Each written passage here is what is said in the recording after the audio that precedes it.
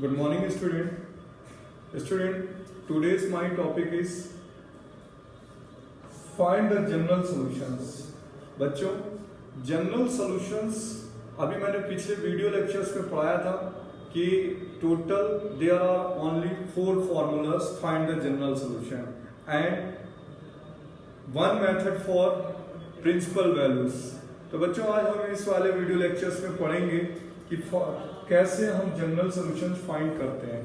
बच्चों, सबसे पहले हम इस पे कुछ रूल्स की बात करते हैं. तो इसमें टोटल 3 रूल्स होते हैं. फर्स्ट रूल होता है when given 2 terms of trigonometry functions. इसको बच्चों समझना अच्छे से. 2 टर्म्स का मतलब है 2 ट्रिग्नोमेट्री फंक्शंस आपको गिवन हो. 2 टर्म्स ऑफ ट्रिग्नोमेट्री फंक्शन का मतलब है बच्चों, क्वेश्चन ऐसे लिखा हो सकता है sin 3x equal to sin x. तो देखिए ना, यहाँ पे 2 टर्म्स ऑफ ट्रिग्नोमेट्रिक फंक्शंस हैं. When given 2 trigonometric functions, 2 terms of trigonometric function, तो देखिए यहाँ पर LHS है और ये RHS है. तो यहाँ पर बच्चों देखते हैं कि जो एंगल है वो 3x है और यहाँ पर जो एंगल है वो x है. तो LHS और RHS इसकी क्या वर्किंग है. तो सबसे पहले बच्चों, जो LHS में फंक्शन होता है ट्रिग्नोमेट्रिक फंक्शन, उधर राइट में भी वही ट्रिग्नोमेट्रिक फंक्शन होना चाहिए. मींस अगर इधर साइन है तो इधर भी साइन होना चाहिए, इधर कॉस है तो इधर भी कॉस का टर्म होना चाहिए, इधर टेन है तो इधर टेन होना चाहिए. तो हम कह सकते हैं बच्चों कि both trigonometric function, trigonometric functions जो है वो सेम होने चाहिए, सेम ट्रिग्नोमेट्रिक फंक्शंस होने चाहिए. यानी इधर साइन का है तो इधर भी साइन, इधर कॉस है तो इधर भी कॉस, इधर टेन है तो इधर.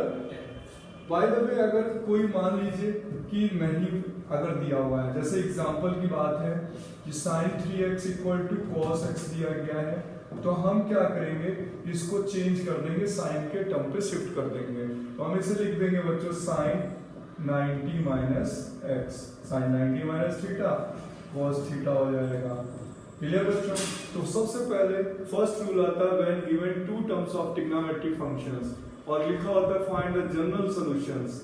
तो बच्चों, सबसे पहले हम लोग क्या देखेंगे कि लेफ्ट में अगर साइन का फंक्शन है तो राइट में भी साइन का फंक्शन होना जरूरी है. ये कंपलसरी है बच्चों इस रूल के लिए. अगर यहाँ पर साइन का फंक्शन है और यहाँ कॉस का है तो इस कॉस को हम साइन में चेंज कर देंगे. फिर बच्चों हम थोड़ा सा एक और पॉइंट्स बनाते हैं कि लेफ्ट का जो एंगल होता है, लेफ्ट का जो एंगल है LHS में जो एंगल होता है, वो हम ये भी देख सकते हैं कि राइट वाले एंगल जो RHS में एंगल है उससे ये वैल्यू जो है वो ग्रेटर देन होना चाहिए. इधर की वैल्यू ग्रेटर होनी चाहिए और इधर की स्मॉलेस्ट. अगर ऐसा है पॉसिबल क्वेश्चन में, तो जैसे बच्चों ये 3x है तो यहाँ पर x है, तो इधर लेफ्ट का जो एंगल है वो इस राइट वाले एंगल से ग्रेटर होना चाहिए. मैं फिर आपको एक बार पॉइंट इसको क्लियर करता हूँ. सपोज दैट बच्चों यहाँ लिखा होता है cos x equal to sin 3x. ऐसा अगर इस केस में होता तो हम लोग क्या करते, देखते इसका एंगल 1 है और इसका एंगल 3 है, तो हम लोग क्या करेंगे, इसको लेफ्ट में लिख देंगे और इसको राइट में कर देंगे. क्योंकि मेजर एंगल जो होता है वो हमें लेफ्ट में लाना होता है. तो मेजर एंगल हम इधर ले आएंगे, sin 3x इधर ले आएंगे और cos x इधर कर देंगे. राइट बच्चों. यानी ये जो LHS का एंगल है वो ग्रेटर देन होना चाहिए राइट ट्रिग्नोमेट्रिक फंक्शन से. जो राइट हैंड ट्रिग्नोमेट्रिक फंक्शन है उससे ये एंगल क्या होना चाहिए, ग्रेटर. इसलिए हमें इंटरचेंज करना पड़ेगा. अब ये cos x को हमें क्या लिख सकते हैं, sin 90 माइनस x. तो बच्चों, अब आपको यहाँ पे पॉइंट्स क्लियर हुए कि जो रूल नंबर 1 है वो ओनली फॉर 2 ट्रिग्नोमेट्रिक फंक्शंस के लिए है.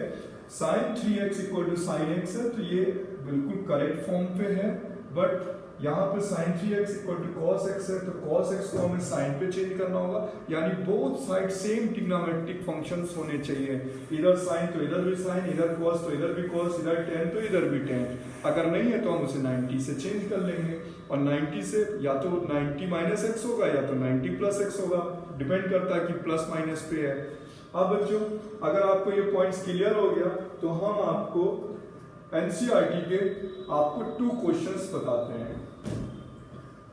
बच्चों क्वेश्चन नंबर है एनसीईआरटी का 5, जिसमें 5 नंबर क्वेश्चंस पे लिखा गया है कि cos 4x equal to cos 2x।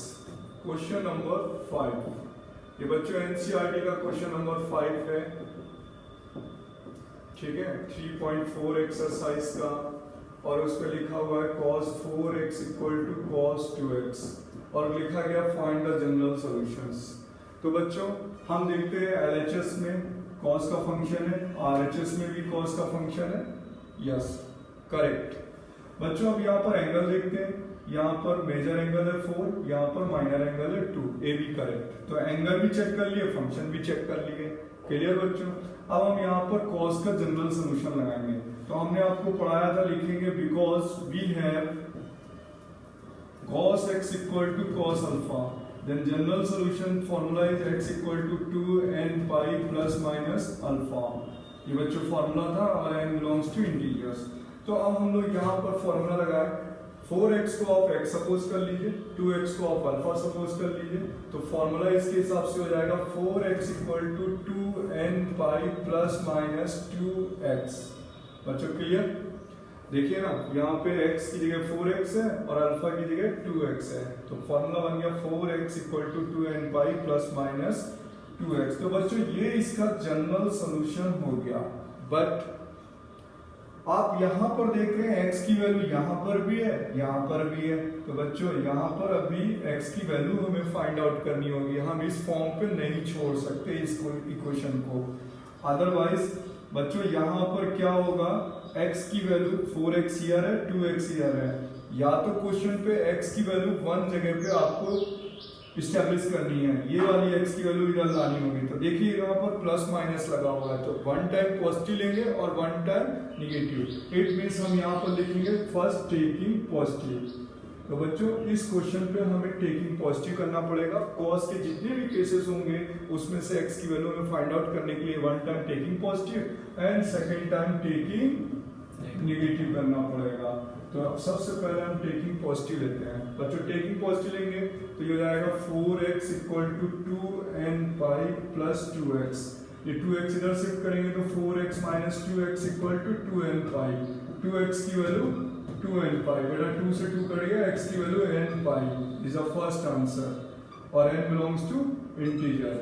अब यहाँ पर सेकंड केस लेते हैं 4x equal to 2n pi minus 2x। अब बच्चों निगेटिव ले लिया यहाँ का साइन, तो ये माइनस इधर आएगा तो 4x plus 2x equal to 2n pi, यानी 6x equal to 2n pi, x equal to 2n pi upon 6, 2 से ये 3, x की वैल्यू हो गई n pi upon 3, n belongs to integers. बच्चों एक आंसर ये हो गया, एक आंसर ये हो गया। तो इसके जनरल सॉल्यूशंस आपने इस फॉर्म से लिख दिए। तो बच्चों ये ध्यान रखिएगा, cos के लिए आपको एक बार टेकिंग पॉजिटिव लेना है, एक बार टेकिंग नेगेटिव ही लेना है।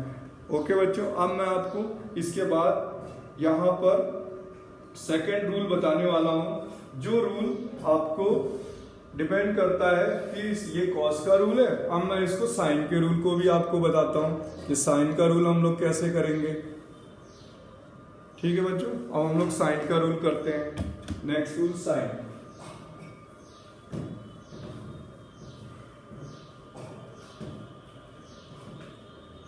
साइन के रूल के लिए बच्चों अगर हम बात करें तो क्वेश्चन नंबर 7 एनसीईआरटी पे गिवन है। एनसीईआरटी पर क्वेश्चन नंबर 7 गिवन है, जिसपे लिखा गया है sin 2x equal to sin 2x plus cos x equal to 0। ठीक है बच्चों, अब मैं आप देखते हैं कि इसमें भी 2 ट्रिग्नोमेट्रिक फंक्शन है। तो बच्चों ये 2 ट्रिग्नोमेट्रिक फंक्शन है, यहाँ पर sin 2x और यहाँ cos x है। तो मैं इसको फर्स्ट मेथड, इसके कई मेथड है बच्चों सॉल्व करने का, लेकिन जो मैंने रूल नंबर 1 बनाया उसी केस से कर सकते हैं। तो यहाँ आ जाएगा माइनस cos x। अब बच्चों हमने देखा कि इधर साइन है और इधर cos है, और मैंने इसी टर्म को क्यों शिफ्ट किया है, क्योंकि ये मेजर एंगल है, जो लेफ्ट में रखेंगे और ये x है जो इसे हम राइट में कर देंगे। तो यहाँ पर एंगल की डिपेंड करता है, यहाँ पर हम मेजर एंगल रखते हैं और यहाँ पे माइनर एंगल। अब हम देखते हैं कि ये ट्रिग्नोमेट्रिक फंक्शन में साइन है बट ये कॉस है, तो इसे भी हमें साइन में चेंज करना होगा। तो कैसे चेंज करेंगे? साइन 2x इक्वल टू, इसे हम लिख सकते हैं साइन में, बताइए क्या लिखने वाले हैं? माइनस कॉस x कब बनेगा बच्चों? किस क्वाड्रेंट पे लिखेंगे जाकर के? थर्ड क्वाड्रेंट पे। कैसे? cos x कैसे लिखा जाएगा साइन के टर्म पे? किस क्वाड्रेंट पे जाएगा? फर्स्ट क्वाड्रेंट पे तो पॉजिटिव होता है, सेकंड क्वाड्रेंट पे जाकर भी पॉजिटिव होता है, तो थर्ड क्वाड्रेंट पे जाकर लिख सकते हैं। और कितना लिख सकते हैं आप चाहे तो बताएं मुझे। लिख सकते हैं 3π/2 माइनस एक्स, राइट बच्चों? ठीक है, यानी 3π/2 माइनस एक्स इक्वल टू हो गया माइनस कॉस एक्स। ठीक है, अब आपको देखते हैं कि 270 माइनस थीटा थर्ड क्वाड्रेंट होता है, फर्स्ट क्वाड्रेंट पे पॉसिबल नहीं था, सेकंड क्वाड्रेंट पे पॉसिबल नहीं था, क्योंकि साइन 90 प्लस एक्स जो होगा वो कॉस एक्स तो होगा लेकिन वो पॉजिटिव होता है। तो यहाँ पर अब ये साइन और ये साइन, बच्चों यहाँ पर हमने साइन का जो जनरल सॉल्यूशन लिखाया था, sine x equal to sine alpha, then formula is x equal to n pi plus minus 1 की power n into alpha apply कर देंगे। तो यहाँ पर हो जाएगा बच्चों 2x equal to n pi plus minus 1 की पावर n और अल्फा की जगह आ जाएगा 3π/2 माइनस x। तो ये बच्चों इसका जनरल सॉल्यूशन फॉर्म हो गई। बट यहाँ पर भी देख रहे हैं x है और यहाँ पर भी x है। अब हम लास्ट वाले केस पे तो हमने कर दिया था कॉस के केस में कि टेकिंग पॉजिटिव और टेकिंग नेगेटिव। अब हम इस वाले केस में करेंगे केस फर्स्ट। बच्चों हमें x की वैल्यू फाइंड आउट करनी है, तो x की वैल्यू फाइंड आउट करने के लिए हमें n पर एक बार ऑड नंबर पुट करेंगे और एक बार इवन नंबर पुट कर देंगे। तो इस n पर फर्स्ट केस होगा कि हम इवन नंबर पुट कर देंगे, तो जब -1 की पावर इवन पुट करेंगे तो ये पॉजिटिव हो जाएगा और जब ऑड नंबर पुट करेंगे तो ये निगेटिव हो जाएगा। तो बच्चों सबसे पहला हम केस फर्स्ट लेंगे, पुट कर देंगे n इक्वल टू 2k, यानी ये नंबर कैसा है? इवन है। बच्चों n इक्वल टू 2k और k कोई यानी इंटीजर्स है। k क्या है? इंटीजर्स। k बच्चों इस पे इंटीजर्स है, तो हम ये पुट करेंगे तो हो जाएगा 2x इक्वल टू 2k पाई। और अगर यहाँ पर -1 की पावर इवन नंबर होगा तो ये बेटा पॉजिटिव हो जाएगा, तो प्लस 3π/2 माइनस एक्स। अब बच्चों ये माइनस एक्स उठा के इधर कर दीजिए तो 3x और यहाँ 2k पाई प्लस 3π/2। अब यहाँ 3 से डिवाइड कर देते हैं तो 2k पाई अपॉन 3 प्लस 3 से 3 कैंसिल π/2। एक आंसर ये हो गया बच्चों, ये केस फर्स्ट है। ठीक है, जब मैंने n की वैल्यू क्या पुट कर दी? 2k, यानी इवन नंबर पुट कर दिया। अब बच्चों मैं इस पे सेकंड केस पे बनाएंगे और उस पे लिखेंगे put n equal to 2k plus 1 यानी ऑड। तो बच्चों हम इस पे ऑड वैल्यू पुट कर देंगे तो देखिए -1 की पावर कोई अगर ऑड नंबर होगा तो वो निगेटिव हो जाएगा, बट ये माइनस हो जाएगा बच्चों। तो यहाँ आ जाएगा 2x equal to 2k plus 1, n की जगह पे 2k प्लस 1 और बच्चों यहाँ माइनस हो जाएगा क्योंकि हमने ऑड नंबर रखेंगे तो निगेटिव हो जाएगा। हो जाएगा 3π/2 माइनस एक्स। अब ये माइनस माइनस प्लस और यहाँ पर पाई रह गया बच्चों, तो यहाँ पर पाई माइनस। ठीक है, अब यहाँ हो जाएगा 2x 2k pi plus pi minus 3π/2 और माइनस माइनस प्लस x। तो ये x इधर लाएंगे तो x बचेगा और 2k पाई पाई माइनस 3π/2 बच्चों यहाँ माइनस π/2 बचेगा। तो एक आंसर ये हो गया, ये साइन का केस हो गया। इसी तरीके से मैंने आपको लास्ट वाला केस कॉस का बताया था जिसमें टेकिंग पॉजिटिव टेकिंग निगेटिव करना था, और इस वाले केस में हमें क्या करना पड़ रहा है? 1 टाइम इवन पुट करना पड़ रहा है और एक बार ऑड पुट करना पड़ रहा है। तो बच्चों साइन के अगर 2 टर्म के केसेस होते हैं तो हमें ऐसे ही क्वेश्चंस करने पड़ते हैं, राइट? मैं एक नेक्स्ट एग्जांपल आप लोग को बताता हूँ। ठीक है, देखिए नेक्स्ट एग्जांपल करने के लिए आप यहाँ पर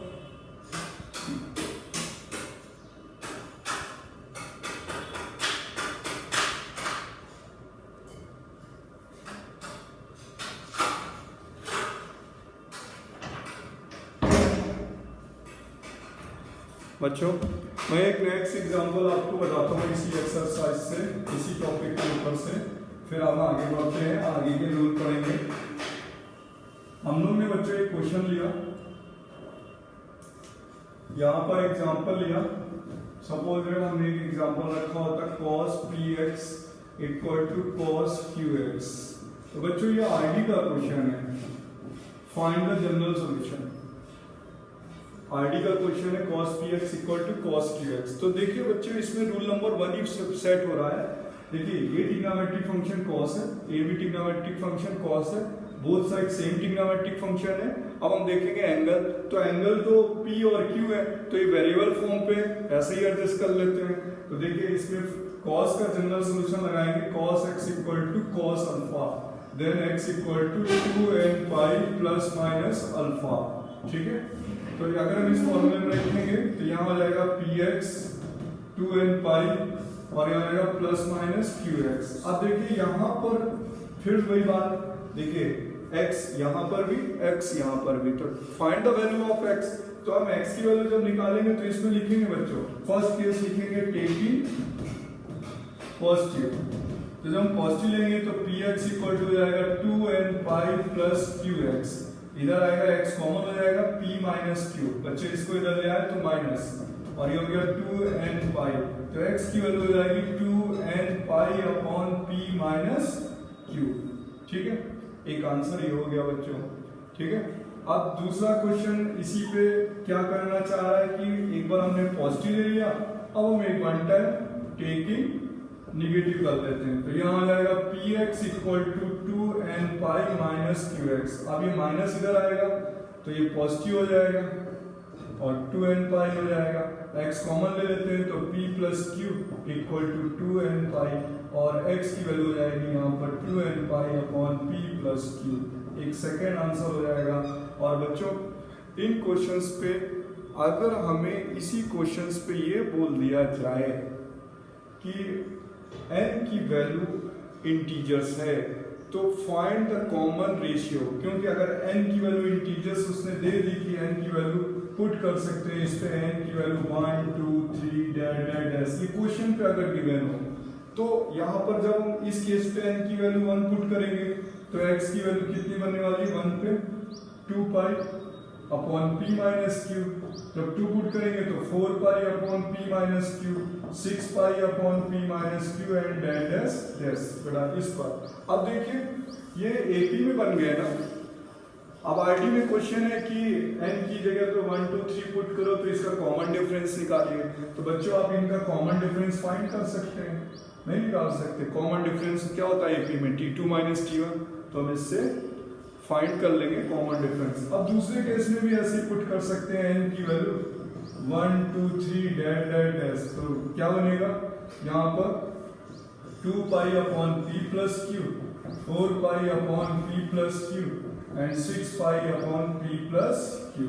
बच्चों अब रूल नंबर फर्स्ट में ध्यान रखिएगा, मैं फिर एक बार लास्ट एक्सप्लेन कर देता हूँ। और जब रूल नंबर 1 है, जब साइन का केस होगा तो हमें उस पे 1 टाइम ऑड नंबर पुट करना होगा और 1 टाइम इवन नंबर, क्योंकि x लेफ्ट में भी होगा राइट में भी होगा। उसे सॉल्व करने के लिए हमें टेकिंग में एक बार हमें ऑड लेना है और एक बार इवन नंबर लेना है, यानी n की जगह 2k रख देंगे और n की जगह 2k प्लस 1। जब cos का क्वेश्चन होगा तो यहाँ पर प्लस माइनस होगा, एक बार टेकिंग पॉजिटिव लेना होगा और एक बार टेकिंग में निगेटिव लेना होगा। ये जब भी करना होता है जब x लेफ्ट में भी हो और राइट में भी हो, क्योंकि हमें इन जनरल इक्वेशन से x की वैल्यू फाइंड करनी होती है।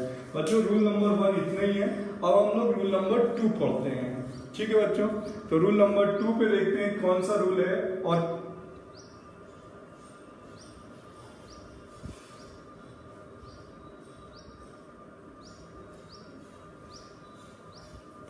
अब बच्चों रूल नंबर 2 की बात करते हैं हम लोग।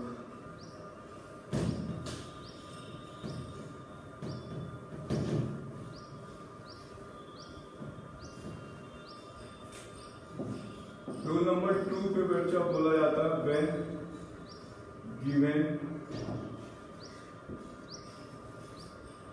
more than 2 terms, more than 2 terms तो बोला जाता है बच्चों जब दो से टर्म ज्यादा होंगे ट्रिग्नोमेट्रिक फंक्शन के of trigonometric function trigonometric functions, जब दो से ज्यादा टर्म होंगे तो उसे बोला गया कि ट्रिग्नोमेट्रिक इक्वेशन है। क्या बोला गया? Trigonometric equation. और इस इक्वेशंस की पहले कुछ पॉइंट्स होते हैं। ज्यादातर मोस्टली इक्वेशंस पे पहला पॉइंट है कि all equation in single trigonometric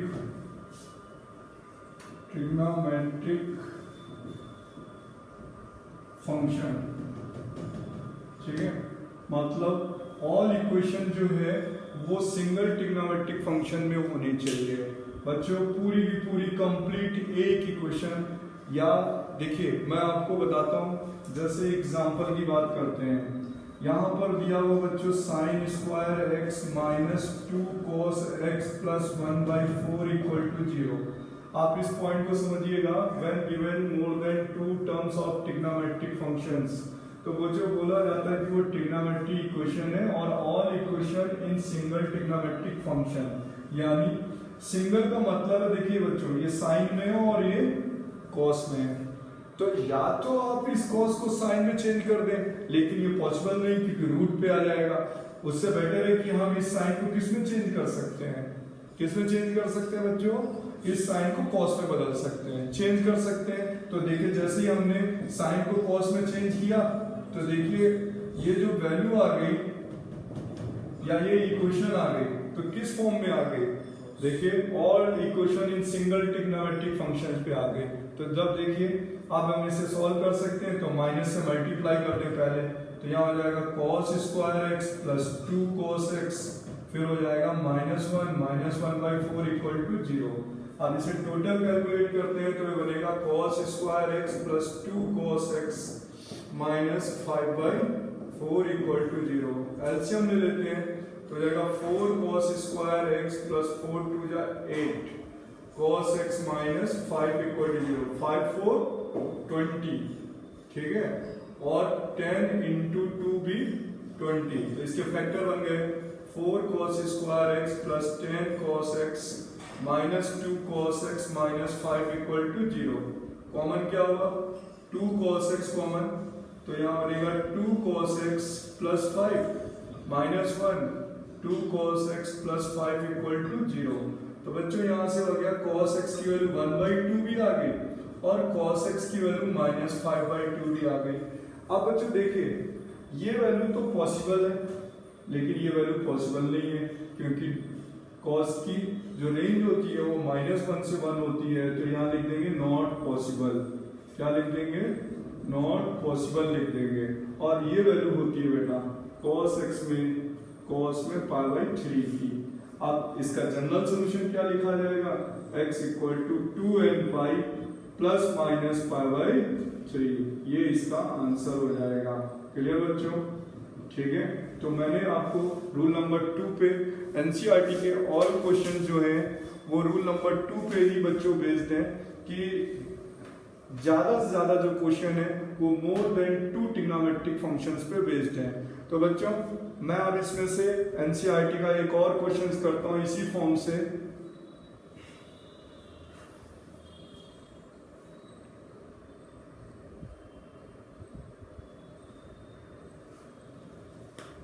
और बच्चों मैं एनसीईआरटी का क्वेश्चन नंबर 9 करता हूं। ठीक है बच्चों, इसी मेथड से करता हूं।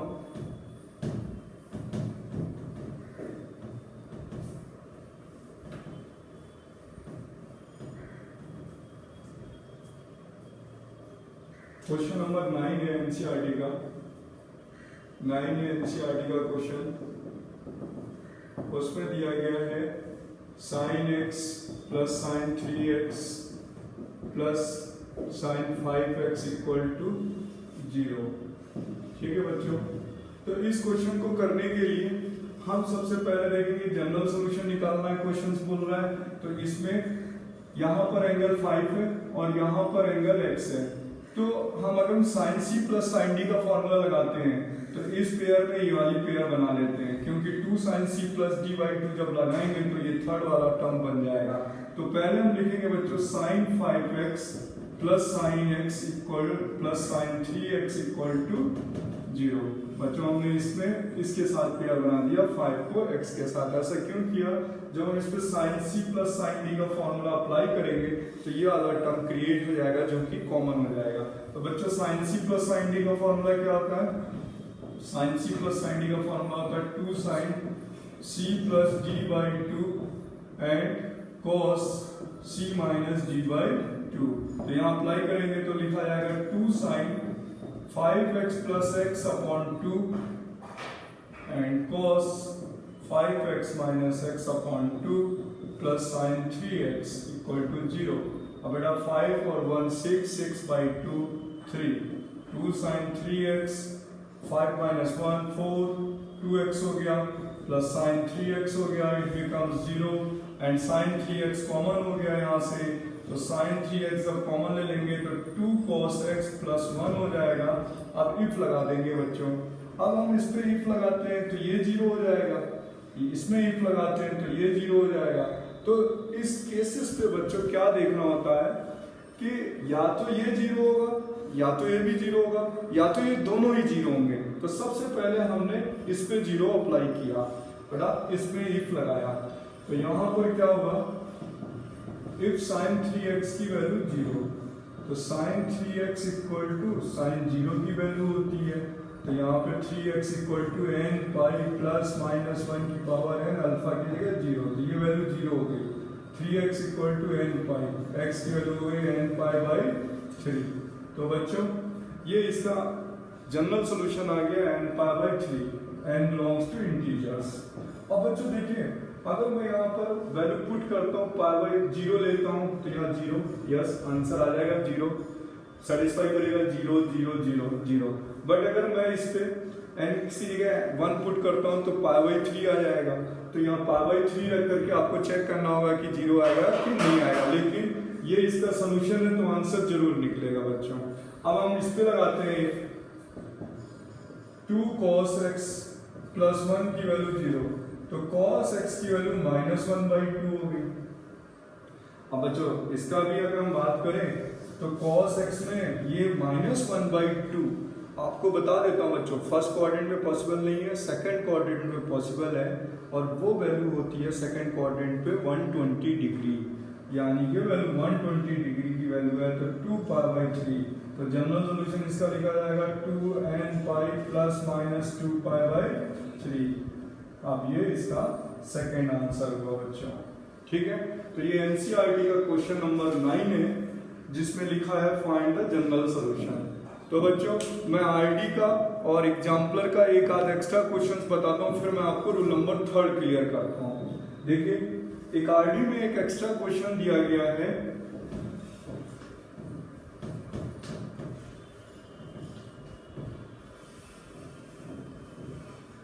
ये बच्चों स्कूल के पेपर्स जो होते हैं हाफ अर्ली एग्जाम, उसमें ये क्वेश्चन ज्यादातर स्कूलों में पूछा जाता है। आरडी से क्वेश्चन लिया गया कि 10x plus 10 2x plus 10 3x equal to 0 और फाइंड द जनरल सॉल्यूशन। तो जब जनरल सॉल्यूशन पूछा गया तो बच्चे ज्यादातर इस क्वेश्चन को सोचते हैं कि साइन और कॉस में चेंज कर दें तब जाके पॉसिबल हो जाएगा। तो बच्चों ये मिस्टेक मत करना, साइन और कॉस में नहीं बदलना इस क्वेश्चन को, आप उसकी जगह पर 10x प्लस 10 2x और इस 3x को चेंज कर देना। इसको लिख सकते हैं x प्लस 2x।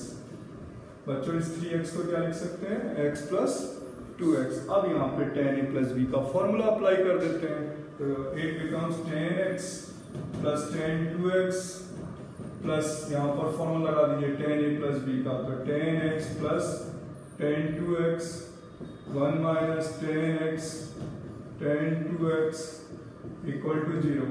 अब यहाँ पर ये वैल्यू और ये वैल्यू कॉमन हो रही है, 10x plus 10 2x 10x plus 10 2x common ले लेते हैं, तो 10x प्लस 10 2x कॉमन करेंगे तो यहाँ 1 हो जाएगा, यहाँ 1 और यहाँ पर भी 1 हो जाएगा। 1 minus 10x 10 2x equal to 0। अब बच्चों देखिए यहाँ पर इफ लगा देंगे क्योंकि ये फैक्टर है और सेकंड ये फैक्टर है, तो पहले इसमें इफ लगाएंगे तो ये बनेगा if 10x plus 10 2x equal to 0, तो ये वैल्यू हो जाएगी 10 2x equal to minus 10x। बच्चों फिर आप यहाँ देखिए रूल नंबर 1 लग रहा है, इसमें क्या लग रहा है रूल नंबर 1, ये मेजर एंगल है और ये माइनर एंगल है, तो ये मैंने लेफ्ट में रखा और उसे राइट में ट्रांसफर कर दिया। अब ये वैल्यू 10 माइनस एक्स है, अब देखिए यहाँ माइनस लगा हुआ है तो फंक्शन तो सेम है लेकिन माइनस है, तो हम इसे लिख सकते हैं 10 माइनस एक्स, राइट बच्चों? क्या लिख सकते हैं 10 2x equal to 10 minus x, because 10 minus theta क्या हो जाएगा माइनस। अब इसका 10 का फॉर्मूला लगा देते हैं तो 2x equal to n pi minus x, इस माइनस एक्स को इधर कर लेते हैं तो 3x equal to n pi, x की वैल्यू आ गई n पाई बाई 3, एक आंसर बच्चों आ गया n पाई बाई 3 आ गया। अब बेटा हमने इस पे इफ लगाया था, अब इस वाले फैक्टर में इफ लगा देते हैं, if 1 plus 1 upon 1 minus 10x 10 2x की वैल्यू 0, तो बच्चों ये प्लस 1 को उठाकर यहाँ पे ट्रांसफर कर देते हैं, माइनस 1 हो जाएगा, तो 1 upon 1 minus 10x 10 2x equal to minus 1, cross multiply करेंगे तो it become minus plus 10x 10 2x equal to 1। बेटा ये माइनस 1 उधर ट्रांसफर कर देते हैं, 10x 10 2x इक्वल टू 2 हो गया। अब इस ट्रिग्नोमेट्रिक इक्वेशन को सॉल्व करने के लिए यहाँ पर बच्चों 10 2x का फॉर्मूला लगाना होगा। 10 2x का फॉर्मूला क्या होता है 2 10x upon 1 minus 10 square x, 10x 2 10x upon 1 minus 10 square x equal to 2, 2 से 2 कैंसिल हो गया, 10 स्क्वायर एक्स मल्टीप्लाई करने पे 1 minus 10 square x 2 10 square x equal to 1, यानी 10 स्क्वायर एक्स की वैल्यू 1 बाई 2। अब बच्चों मैं आपको फिर बताने वाला हूँ, मैंने आपको लेक्चर 1 पे वीडियो लेक्चर 1 पे मैंने एक फॉर्मूला स्क्वायर फॉर्म पढ़ाई थी बच्चों, कौन सी फॉर्म स्क्वायर फॉर्म पढ़ाई थी। अब स्क्वायर फॉर्म का फॉर्मूला यहाँ पे अप्लाई होने वाला है। कौन सा फॉर्मूला मैंने स्क्वायर फॉर्म के लिए पढ़ाया था, देखिए 10x की वैल्यू हो जाएगी यहाँ पे plus minus 1 by root 2, square है प्लस माइनस 1 बाई रूट 2 हो जाएगा, और यहाँ पर x इक्वल टू लिखा जाएगा plus minus 10 inverse 1 by root 2, क्योंकि आप जानते हैं बच्चे 10 इनवर्स में 1 बाई रूट 2 किसी की वैल्यू नहीं है, इसलिए इसका इनवर्स लिख दिया गया है यहाँ पे 10 इनवर्स, और इसका जब जनरल सॉल्यूशन लिखा जाएगा तो इसका फॉर्मूला ऐड कर दिया जाएगा 10 का। क्या फॉर्मूला होता था x equal to n pi plus alpha, तो यहाँ पर स्क्वायर का प्लस माइनस वाला लगेगा क्योंकि स्क्वायर फॉर्म वाला फॉर्मूला अप्लाई होगा, तो यहाँ आएगा n pi plus minus 10 inverse 1 by root 2। बच्चों ये इसका नेक्स्ट आंसर हो गया, ठीक है बच्चों। तो हमारी NCERT 3.4 बच्चों इतने कॉन्सेप्ट से कंप्लीट हो जाती है। अब हम लोग RD का एक लास्ट वीडियो है या लास्ट रूल है, वो हम इसी वीडियो लेक्चर्स में कर लेते हैं, ठीक है बच्चों। आप वेट करिए, मैं RD का नेक्स्ट रूल पढ़ाता हूँ आपको।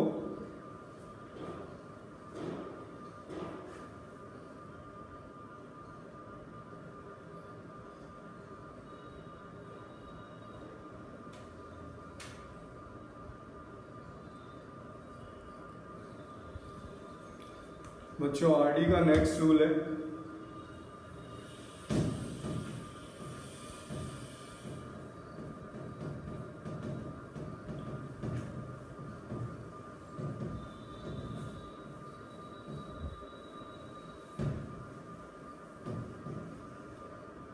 और ये बोर्ड के लिए इम्पोर्टेंट है, स्कूलिंग क्वेश्चंस पे ये रूल पूछा जाता है बच्चों कि हमें ये रूल क्वेश्चंस को करना है कैसे है।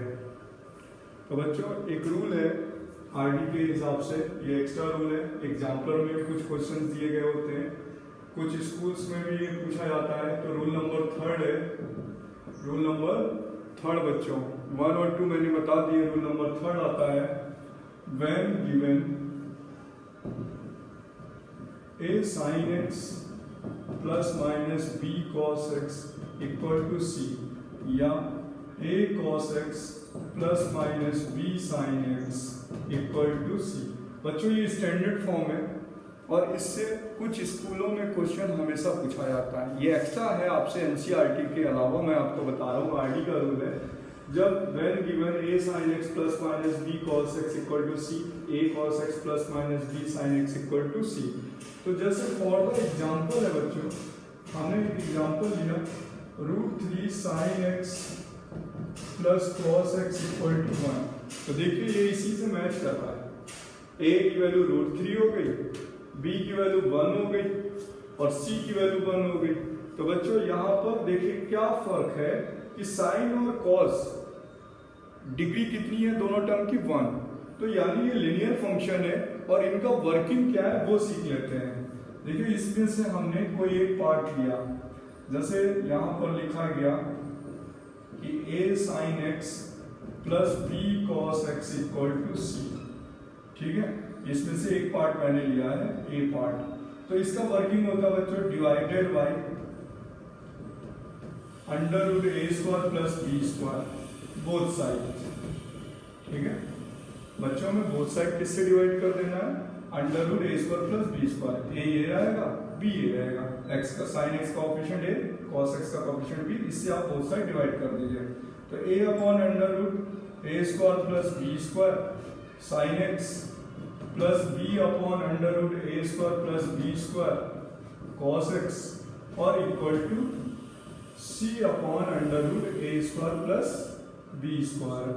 तो बच्चों जब हम ये डिवाइड कर लेंगे तो अब इस क्वेश्चंस पे हम इसे या तो cos थीटा लेट करेंगे या तो sin थीटा। बच्चों मर्जी आपकी है, आप इसे sin थीटा भी लेट कर सकते हैं और इसे cos थीटा भी लेट कर सकते हैं। आप एज यू विश, आपको क्या चाहिए कि आप किसमें से कर सकते हैं। तो सबसे पहले मैं आपको बताता हूं कि इसको इजी कैसे पड़ेगा। अगर साइन में करोगे तो ऑड और इवन का केस लेना पड़ेगा जनरल सॉल्यूशन पे। कॉस में अगर करोगे तो टेकिंग पॉजिटिव टेकिंग नेगेटिव। तो मैंने इसको सोचा बच्चों कॉस पे बना के कर देते हैं, जबकि आप इसके पास यू हैव टोटल 2 मेथड। आप इसे साइन पे भी बना सकते हो, cos a प्लस b पे भी बना सकते हो, cos a माइनस b पे बना सकते हो, sin a प्लस b पे भी बना सकते हो, sin a minus b। As you wish आप किस फॉर्म पे इसे क्रिएट करते हो, और जिस फॉर्म पे क्रिएट करोगे या तो देखो बच्चों sin a plus minus b बनेगा फॉर्मूला, या तो cos a plus minus b बनेगा। तो अगर आप cos पे बनाओगे तो ज्यादा इजी पड़ेगा। तो मैं देखता हूँ यहाँ cos x है तो इसे cos थीटा लेट कर लेते हैं और इसे sin थीटा। तो बच्चों मैंने इसे लेट किया कि ये sin थीटा है, sin x ये हो गया cos theta, cos x equal to c upon √a² plus b²। तो बच्चों यहाँ फॉर्मूला बन गया cos x माइनस थीटा का। देखिए cos a माइनस b का फॉर्मूला बना लिया, cos a cos b और माइनस वाले में plus sin a sin b। तो ये वैल्यू बन गई c upon √a² plus b²। तो बच्चों अब हम यहाँ पर वर्क करेंगे, लेकिन आप ये समझ रहे होंगे कि ये कैसे बन गया। बच्चों अगर हम इसे sin थीटा बनाएंगे तो ये अपने आप cos थीटा की वैल्यू आ जाएगी, क्योंकि यहाँ a upon √a² plus b² है, यहाँ b upon √a² plus b² है। ट्रायंगल केस बना लेंगे, साइन लेट किया है तो ये परपेंडिकुलर है, ये हाइपोटेनियस है। अगर पाइथागोरस थ्योरम लगाएंगे तो बेस उसका b फाइंड आउट होगा। बच्चों b फाइंड आउट होगा b। देखिए मैं आपको एक बार बता देता हूँ कैसे ये पॉसिबल हुआ है। देखिए यहाँ पर मैंने लेट किया था साइन थीटा को a upon √a² plus b²। तो बच्चों देखिए यहाँ पर ये थीटा, ये a वैल्यू है, √a² प्लस b² है, तो पाइथागोरस थ्योरम से b आ जाएगा बेस। तो अगर मैंने साइन थीटा लेट किया था a upon this one, then cos theta कितना आ जाएगा b upon √a² plus b²। But अगर हम इसे cos थीटा लेट करते हैं ये हो जाता sin थीटा। तो वैल्यू अब बच्चों हमारे पास ये वैल्यू आ गई cos x minus theta equal to c upon under root A square plus B square. अब मैं आपको बताता हूँ कि सबसे पहले ये वैल्यू डिफाइन कब होगी। तो बच्चों हमारे पास है cos x minus theta equal to c upon under root A square plus B square. तो बच्चों इफ c की वैल्यू अगर root A square plus B square से ग्रेटर देन है तो लिखा जाएगा नो सोल्यूशन। क्या लिखा जाएगा? No solutions. अगर बच्चों c की वैल्यू अगर ये न्यूमरेटर डिनोमिनेटर से ग्रेटर हो गया तो बोला जाएगा नो सॉल्यूशन। बट अगर c की value less than under root A square plus B square है तो सॉल्यूशंस क्या करेंगे? एग्जिस्ट करेंगे। ठीक है, समझ में आया बच्चों? तो अब मैं इसी फॉर्मूले से, इस कॉन्सेप्ट से आपको ये वाला क्वेश्चंस करना सिखा देता हूँ। ठीक है बच्चों, देखते हैं हम लोग इस फॉर्मूले से ये क्वेश्चन कैसे करते हैं। और ये आरडी का एक्स्ट्रा क्वेश्चन है।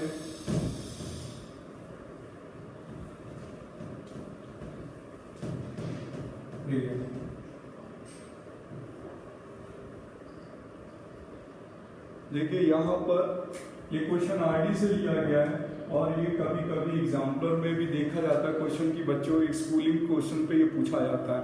तो हम इसको करते कैसे हैं? देखिए कि a की वैल्यू कितनी है? √3। b की वैल्यू कितनी है? 1। c की वैल्यू 1। तो हमने कहा था divided by under root A square plus B square. A square 3 B square 1 यानी 2 से डिवाइड मार देते हैं बोथ साइड बच्चों 2 से डिवाइड कर देते हैं। तो it become √3/2 sin x plus 1/2 cos x equal to 1/2। बच्चों पूरी इक्वेशन को 2 से डिवाइड मार दिया गया। अब ये √3/2 बच्चों मैंने बोला इसे हम साइन पे भी लिख सकते हैं, कॉस पे भी। ज्यादा इजी किस पे पड़ता है? कॉस पे। तो मैंने इस पे कॉस पे वैल्यू लिख दी cos 30। ठीक है, sin x। जब मैंने इस पे cos पे लिख दिया तो हम इसको sin पे लिख देते हैं। तो यहाँ पे किस पे हो जाएगा? sin 30 cos x 1/2। तो बच्चों अब इसमें हम देखेंगे साइन का फॉर्मूला बनेगा। किसका फॉर्मूला बनेगा? साइन। दिखाते हैं आपको। ये बन गया sin x plus 30 equal to 1/2 यानी sin x प्लस 30 को π/6 और ये वैल्यू है साइन पे π/6 की वैल्यू। ठीक है, अब इसमें जनरल सॉल्यूशन लगा देते हैं। लेकिन बच्चों हमने ये देखा कि यहाँ पर जो c की वैल्यू है वो 1 है और under root A square plus B square की वैल्यू कम थी तो सॉल्यूशन एग्जिस्ट होंगे। लेकिन अगर ये 2/1 होता तो क्या साइन की वैल्यू 2 हो सकती थी? नहीं।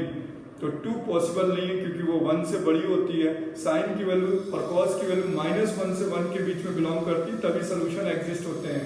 अगर बच्चों इसमें c की value under root A square plus B square से बड़ी हो जाए तो सॉल्यूशन एग्जिस्ट नहीं करते हैं, तो बोल देते हैं नो सॉल्यूशंस। ठीक है, ये चेक करना जरूरी होता है इस क्वेश्चंस के लिए। तो अब इसका जनरल सॉल्यूशन यहाँ पर लिख दिया जाएगा x plus π/6 equal to n pi plus -1 की पावर है और अल्फा की जगह π/6। अब इस π/6 को उधर ट्रांसफर कर देंगे, आंसर आ जाएगा। ठीक है बच्चों, इस π/6 को उधर ट्रांसफर कर देंगे। अब मैंने यहाँ पर दूसरा केस लिया। अभी मैंने यहाँ पर cos पुट किया था, अब मैं यहाँ पर sin पुट कर देता हूँ। तो sin पे वैल्यू ये बच्चे कितने की वैल्यू है? 60 की। sin x यहाँ पे cos 60 की वैल्यू हो जाएगी, ये value cos x equal to 1/2। तो ये फॉर्मूला बनेगा cos x माइनस 60 और 1/2 cos में होता है 60। ठीक है, यानी इसको अब रेडियन पर लिख लेते हैं x minus π/3 equal to cos π/3 और cos का जनरल सॉल्यूशन अप्लाई करेंगे तो बनेगा x minus π/3 equal to 2n pi plus minus π/3।